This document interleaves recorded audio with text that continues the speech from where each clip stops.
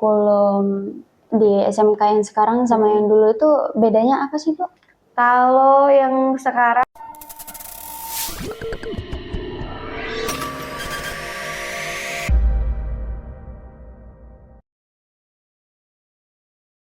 Selamat datang di podcast OSIS SMK PGRI Tanjung Raja.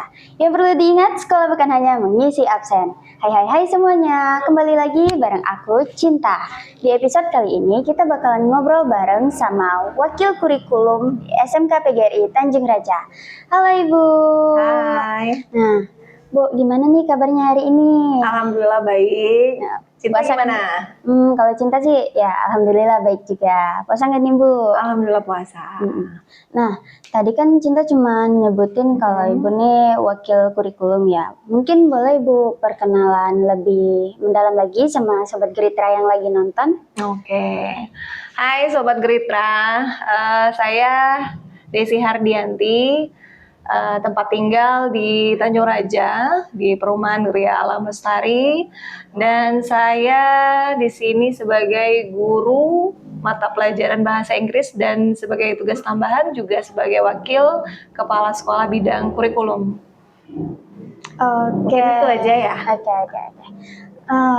Nah, Sobat Geritra, berarti Ibu Desi ini selain sebagai wakil kurikulum juga menjadi guru bahasa Inggris ya, Bu ya? Ya, betul.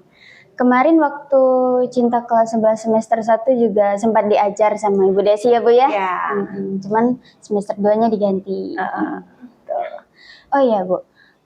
Waktu awal Ibu masuk ke SMK PGRI Tanjung Raja ini tuh gimana sih, Bu, kesannya?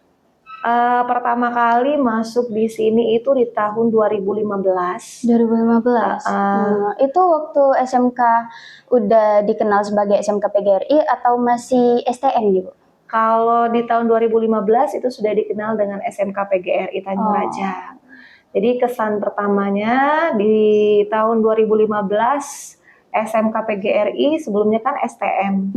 Dan dari STM dan SMK PGRI itu mulai perubahan.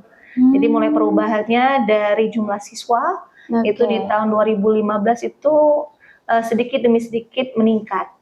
Nah, jadi kesannya dalam proses perubahan itu bertahap untuk kualitas dan kuantitas siswa di tahun tersebut. Makin lama makin meningkat gitu ya, apalagi ada kemarin di jurusan TKJ.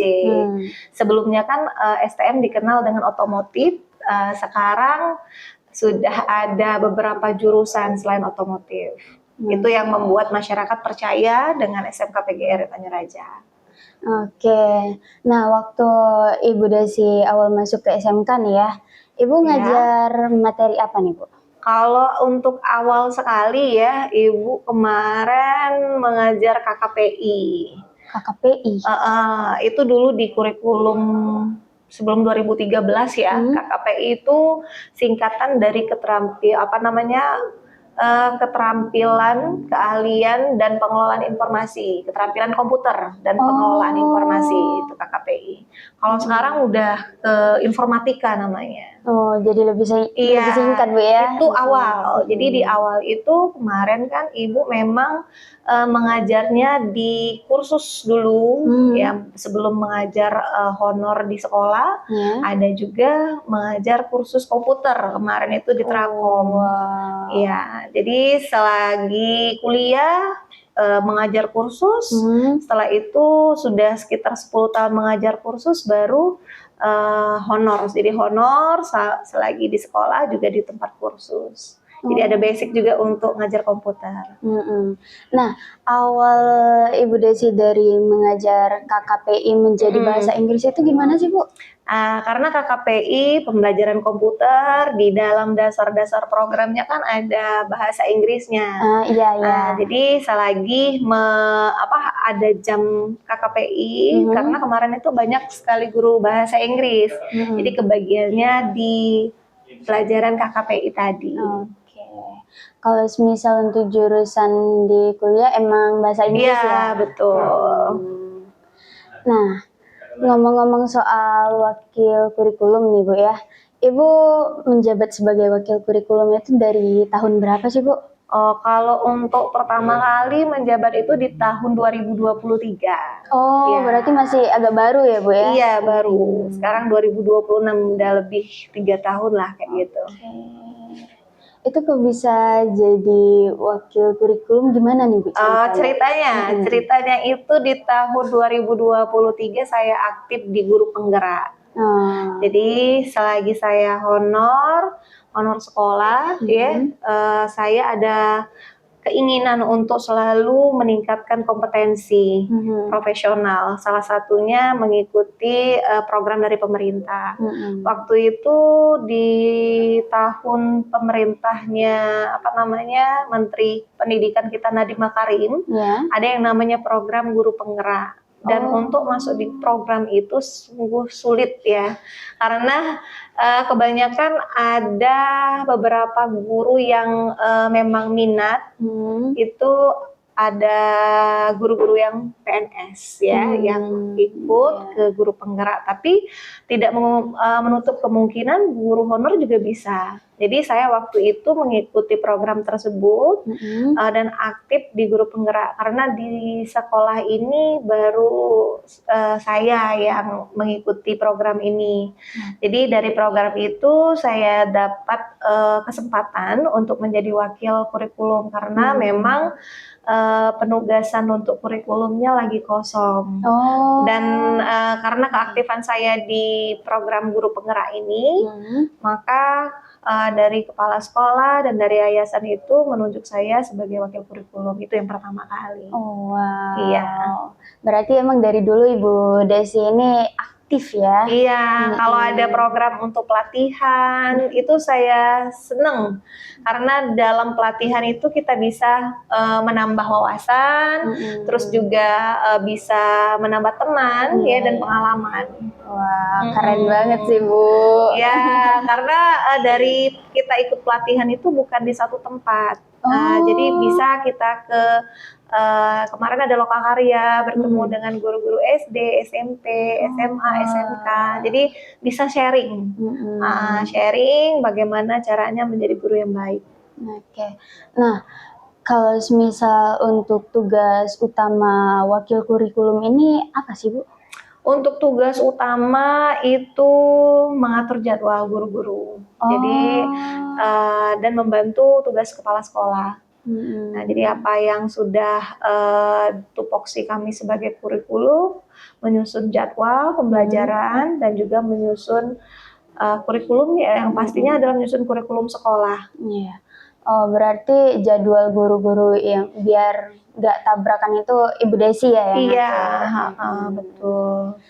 Nah, kalau misal untuk wakil kurikulum SMK sama SMA tuh ada bedanya nggak sih Bu?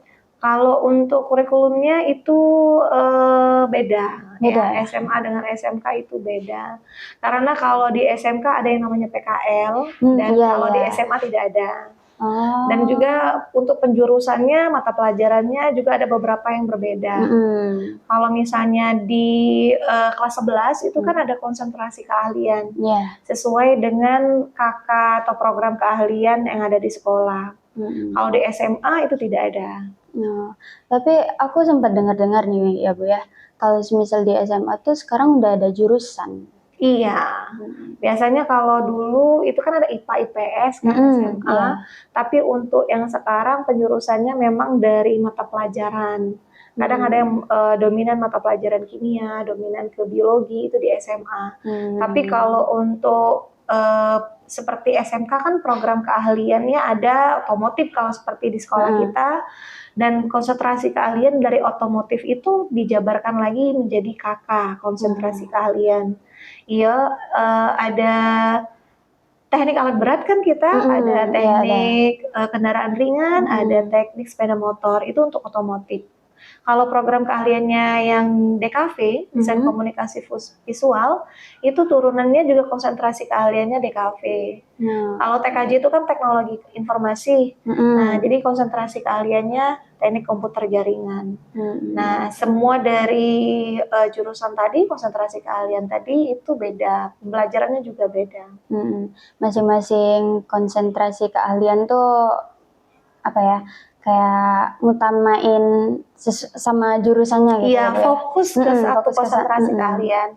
Kalau misalnya ke sepeda motor berarti ke apa namanya berkutat ke sepeda motor. Iya, pelajaran umumnya paling sedikit kayak matematika, bahasa Indonesia, bahasa Inggris. Kalau gitu untuk kan, mata itu namanya mata pelajaran umum tadi. Tapi ada mata pelajaran umum sama dengan SMA. Dan sekarang juga ada terapan kan, misalnya bahasa Inggris terapan, ilmu pengetahuan alam sosial terapan. Itu memang ke penjurusan ke SMK, ke dominan situ. Iya. Nah Bu, kalau semisal kurikulum di SMK yang sekarang sama yang dulu itu bedanya apa sih Bu?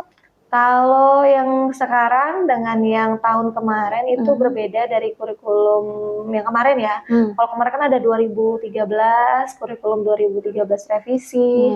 Kalau sekarang kurikulum merdeka dan tetap melanjutkan, cuman ada beberapa revisi ya. Kalau untuk yang sekarang di kelas 10, 11, 12 sudah kurikulum merdeka semua. Kita 3 tingkat, 3 kelas 10, 11, 12 sudah kurikulum merdeka. Bedanya adalah di kelas 12 ada namanya PKL ya. PKL di kelas 12 itu sudah masuk ke mata pelajaran. Kalau dulu belum ada di mata pelajaran. Nah, sekarang guru mata pelajaran itu menjadi guru pembimbing magang atau PKL tadi. PKL itu kan praktik kerja lapangan. Jadi praktik kerja lapangannya ada tupoksi jamnya di situ. Misal Ibu kan bahasa Inggris tuh. Bahasa Inggris berarti dalam satu kelas nanti misalnya menjadi guru pembimbingnya Cinta, Nisa sama si Aris misalnya. Nah, bertiga itu ada hitungannya. Jadi kalau semakin banyak guru tersebut di dalam kelas dalam pembelajaran itu, maka anak-anak siswanya yang menjadi bimbingannya itu semakin banyak. Kalau misalnya Ibu sebagai guru bahasa Inggris mengajar di kelas tersebut ada 4 jam atau 4 JP, berarti nanti dibagi seluruh jumlah siswa. Dikali berapa, itu dapatnya berapa. Jadi itu disusun, Cinta, semuanya disusun. Dalam satu kelas itu nanti beda-beda, tapi guru mata pelajaran yang menjadi guru pembimbing magang atau PKL tadi. Itu bedanya. Nah, dalam proses penyusunan kurikulum gitu ya Bu ya, karakter siswa di SMK PGRI Tanjung Raja ini kan udah pasti beda-beda. Nah, itu berpengaruh nggak sih Bu? Kalau untuk pengaruh ke karakter siswa itu mungkin ada, karena dari penyusunan mata pelajaran dan guru juga disesuaikan dengan karakter siswa. Tapi ke kelas itu kan ada wali kelas, ada guru wali, ada guru BK, ada wakil kesiswaan. Nah, semuanya berkolaborasi. Bagaimana membentuk karakter yang menjadi lebih baik dari sebelumnya yang di SMP. Nah, jadi tingkatan SMK ini kan sudah kalau bahasa Inggris kan senior vocational high school itu ya. Nah, jadi kalau sudah senior berarti kan sudah yang namanya mulai matang. Mulai mengerti yang mana yang baik, yang mana yang buruk, tapi kita perlu diarahkan. Dan untuk guru-gurunya juga kami di sini selalu yang namanya koordinasi. Koordinasi, ada yang namanya grup kan sekarang, supaya memudahkan yang namanya komunikasi antara guru, siswa, dan orang tua. Nah Bu, cara Ibu Desi memastikan proses pembelajaran ini sesuai sama kurikulum yang ada sekarang tuh gimana Bu? Kalau untuk penyesuaian kita kan ada panduan, ada juknisnya itu kan memang dari pemerintah, biasanya ada edaran. Dan di sini kan naungan kita ke Provinsi Sumatera Selatan. Iya. Nah, di sana juga ada kami grup wakil kurikulum untuk daerah seluruh Sumsel. Nah, jadi dari situ bisa di-share dari Kabid kurikulum, bisa memberikan kami informasi dan bisa kami teruskan dan bisa kami kurikulum tadi bisa kami susun. Berarti kayak sama-sama gitu ya, Bu? Iya, jadi koordinasi gini loh untuk penyusunan ataupun aturan dari kurikulum yang sekarang. Oke. Jadi nggak salah-salahan gitu untuk menyusun kurikulum ini. Oke. Berarti emang dari pemerintah ya, Bu ya? Iya, jadi dari pemerintah nanti turunannya ke provinsi kan, baru turunannya ke kami, baru di sekolah. Selama jadi wakil kurikulum ini ada nggak sih, Bu, kesulitan gitu dalam proses pembentukan kurikulum?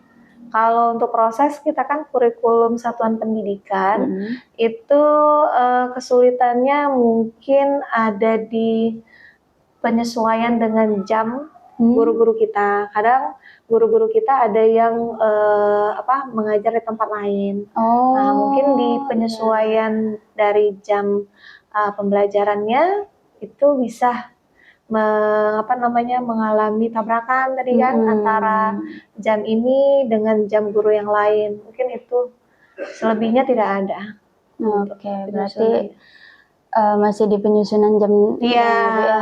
Karena kita kan gurunya banyak, siswanya banyak, jadi mengatur jam banyak orang itu mungkin agak kesulitan mengaturnya sesuai dengan guru-guru tadi. Iya. Oke. Untuk kesan Ibu selama jadi wakil kurikulum di SMK PGRI Tanjung Raja ini gimana nih, Bu? Kalau kesan luar biasa, karena tanggung jawabnya juga besar dan ini adalah proses pembelajaran bagi saya. Di sini wakil kurikulum itu kan satu tingkatan lebih ke pembantu kepala sekolah. Jadi memang di sini ada kesulitannya ada, tapi kelebihannya juga ada. Nah, kelebihannya itu kita bisa belajar bagaimana mengatur sebuah administrasi, bagaimana kita harus mengatur guru-guru di sini, dan bagaimana kita harus berkolaborasi. Karena semuanya itu tidak luput dari yang namanya koordinasi, komunikasi, kolaborasi. Karena kadang kalau seandainya salah sedikit, kita bisa namanya miskomunikasi. Nah, jadi penyambung lidah dari kepala sekolah juga kami sebagai wakil. Dan wakil kepala sekolah di sini juga bukan saya sendiri. Iya, banyak ya, Bu ya. Ada bapak-bapak tangguh yang lain ya di situ. Jadi di sini untuk kesannya saya sangat menikmati sebagai wakil kurikulum ini, dan di sini saya juga bisa belajar dan saya juga bisa bagaimana belajar untuk menjadi seorang yang lebih baik daripada sebelumnya. Ya, itu kesannya. Oh iya, Bu, ada saran nggak nih buat anak-anak muda sekarang gitu? Saran untuk anak-anak muda sekarang, jangan menyerah ya, pokoknya semangat, raih cita-cita, lakukan yang terbaik versi kalian ya. Menjadi sesuatu itu perlu proses, karena di setiap masa pasti ada orangnya dan di setiap tempat pasti ada masanya ya. Masanya sekarang menjadi siswa misalnya, masa yang akan datang kita nggak tahu ya kan.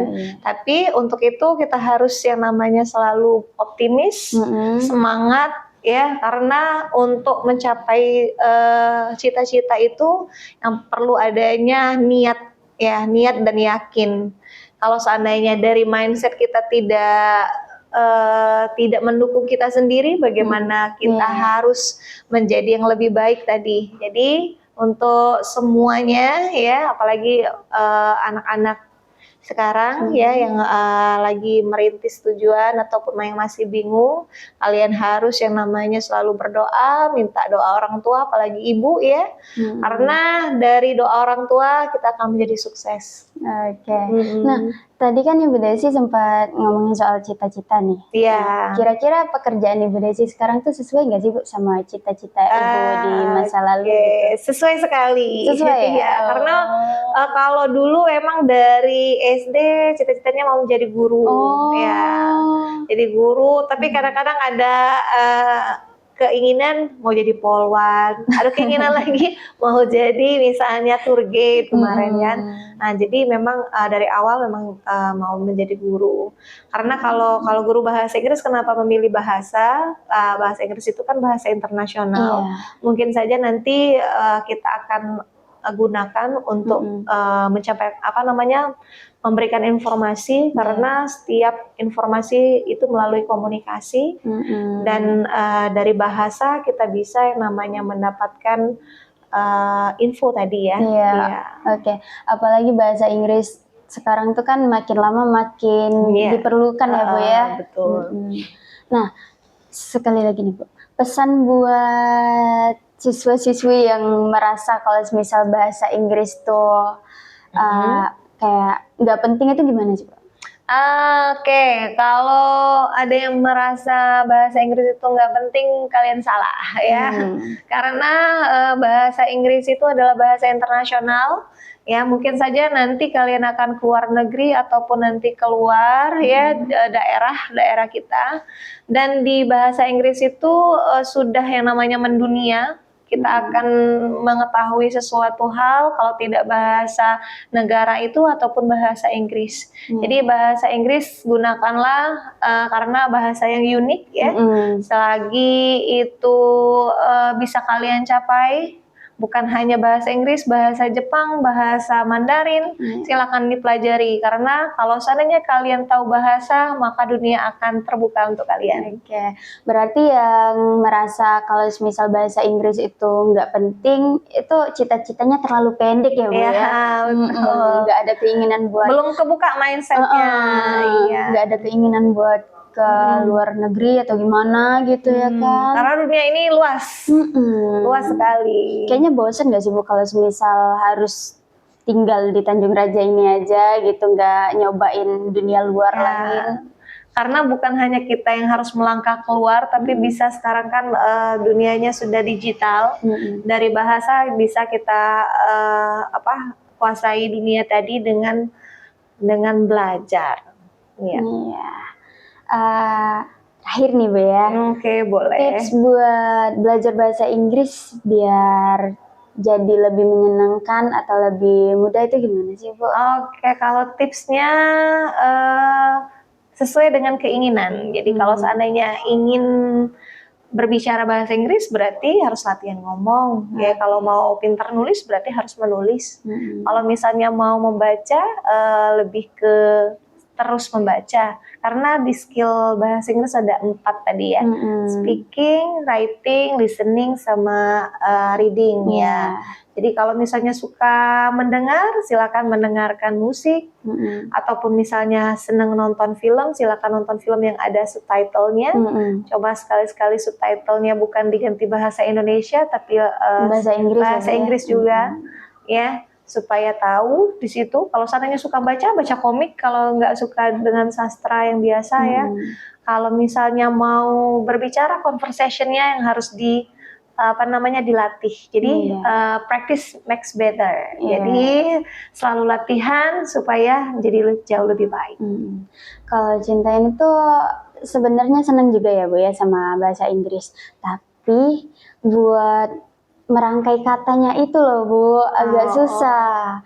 Kayak kalau misal dengerin orang ngomong pakai bahasa Inggris tuh paham. Cuman kalau mau merangkai kata atau kayak gimana ya, komunikasi sama mereka pakai bahasa Inggris tuh agak susah. Oke. Kalau untuk belajar bahasa, bahasa itu kan banyak ya. Mm-mm. Kalau di Oganileri aja udah banyak bahasanya. Iya. Ada bahasa Krenjing, misalnya bahasa Kumring, ya kan? Dari bahasa itu, kalau seandainya kita udah paham dengan orang berbicara, berarti sudah level akan bisa itu. Ya, jadi satu tingkat lebih maju. Maksudnya di sini kalau udah paham, berarti kita tinggal berlatih. Itu tadi latihan. Selalu latihan, selalu baca-baca kamus, baca-baca buku.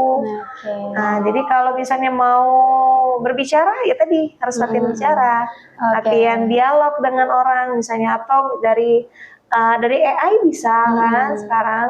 Gunakan teknologinya. Berarti emang harus sering-sering dilatih ya Bu ya, biar makin harus fasih latihan, gitu. harus digunakan. Misalnya kalau kita lagi sholat kan harus kita gunakan bacaan-bacaan sholat supaya ingat dan supaya hafal kan. Nah sama seperti bahasa Inggris juga seperti itu. Oke, noted. Abis ini bakal sering latihan sih ya. Iya. Oke, sekian dari saya. Sekolah bukan hanya mengisi absen. Bye-bye. Terima kasih.